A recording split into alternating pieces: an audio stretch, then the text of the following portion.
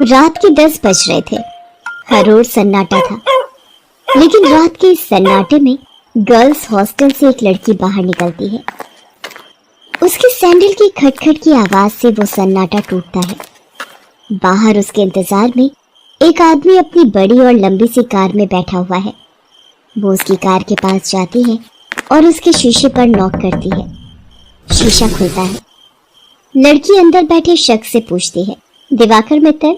अंदर बैठा आदमी सहमति में अपना सिर हिलाता है। फिर वो लड़की, जिसका नाम शोभा था, वो उसकी गाड़ी में उसकी बगल वाली सीट पर बैठ जाती है। दिवाकर मित्तल उसके चेहरे की ओर मुस्कुराकर देखता है और कहता है, जैसा सुना था वैसे ही हो तुम, बहुत तीखी, लाल मिर्च की तरह। दिवाकर मित्तल के पैर कार के एक्सीलेटर पर जाते हैं और पल भर में कार हवा से बातें करने लगती है।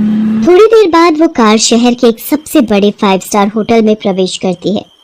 दिवाकर मित्तल पार्किंग में अपनी कार लगाता है और होटल के रिसेप्शन पर जाता है और अपनी प्री बुकिंग के बारे में बताता है। दिवाकर अपने रूम की चाबी लेता है और शोभा के साथ उस कमरे में जाता है।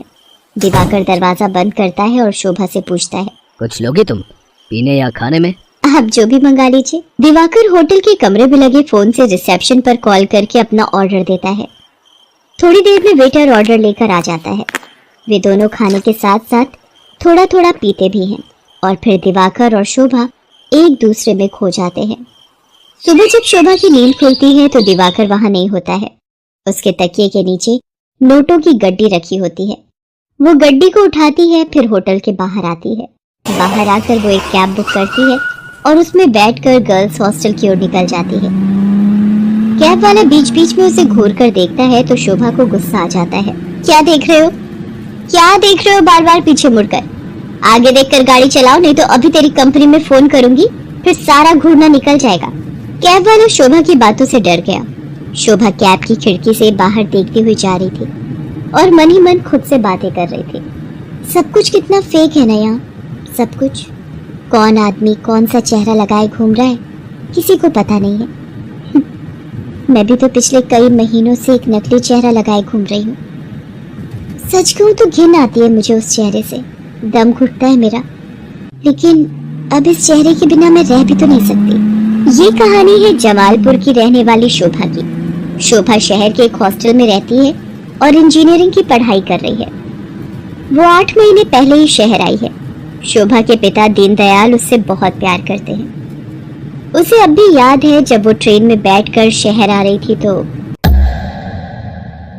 क्या बाबा, आप इस तरह बच्चों की तरह रोएंगे तो मैं शहर कैसे जाऊंगी?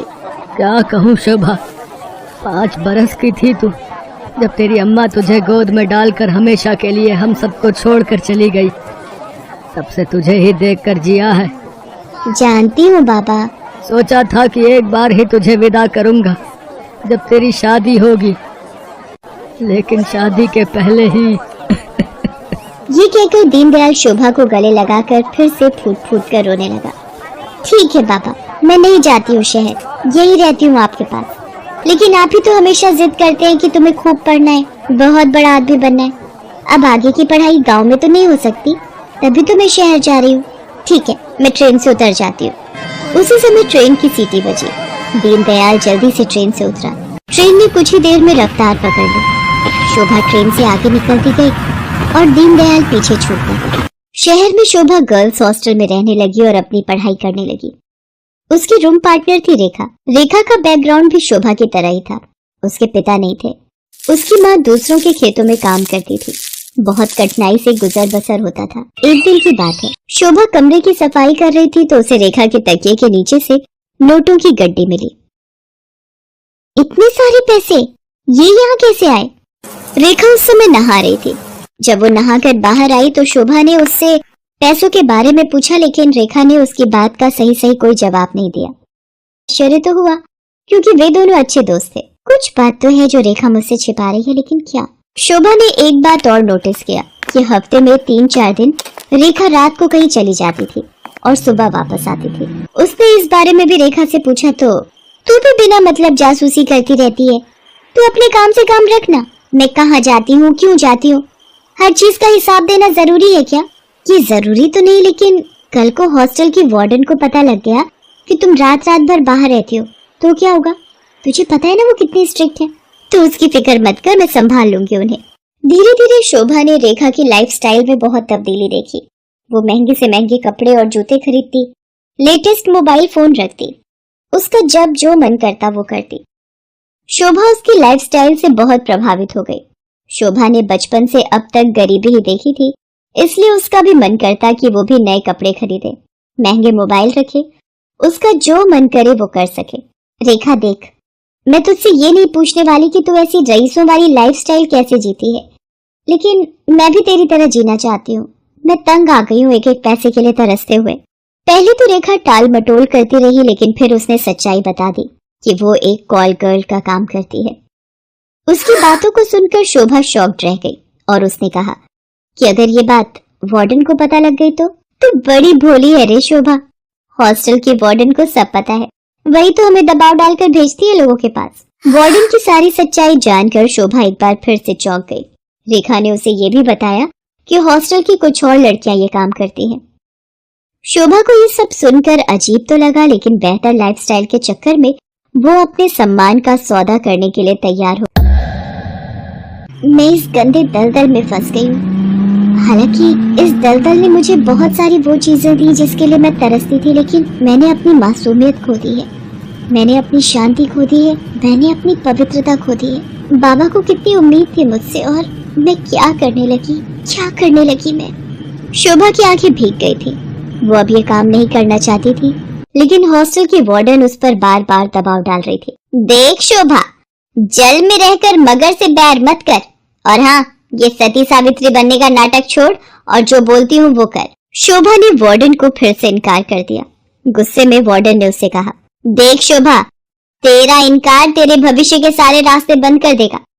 मेरी एक शिकायत पर कॉलेज से भी तुझे निकाल दिया जाएगा, और तुझे मैं इतना बदनाम करवा दूंगी कि इस शहर तो क्या, तू कहीं भी किसी को मुंह दिखाने के लायक नहीं रहेगी। शोभा उस रात हॉस्टल से निकली तो जरूर, लेकिन उसने कुछ तय कर लिया था। वो हॉस्टल से निकलकर सीधा पुलिस स्टेशन पहुंची और इंस्पेक्टर नाज़नीन को हॉस्टल और वार्डन की सारी सच्चाई बता दी। शोभा की बात सुनकर नाज़नीन शॉक्ड रह गई। शर्म आ रही है मुझे तुम पर और उन सभी लड़कियों पर जो अच्छी लाइफस्टाइल के चक्कर में शॉर्टकट अपनाती हैं और अपने सम्मान का सौदा करती हैं, और तुम जैसे मासूम लोगों का फायदा तुम्हारी वार्डन जैसे लोग उठाते हैं। मुझसे बहुत बड़ी गलती हो गई इंस्पेक्टर नाज़नीन। मुझे खुशी है कि तुम्हें अपनी गलती का एहसास तो हुआ, लेकिन ये गलती कोई और ना करे और तुम्हारी वार्डन किसी और का फायदा ना उठाए। इसके लिए इस पूरे रैकेट को तोड़ना पड़ेगा।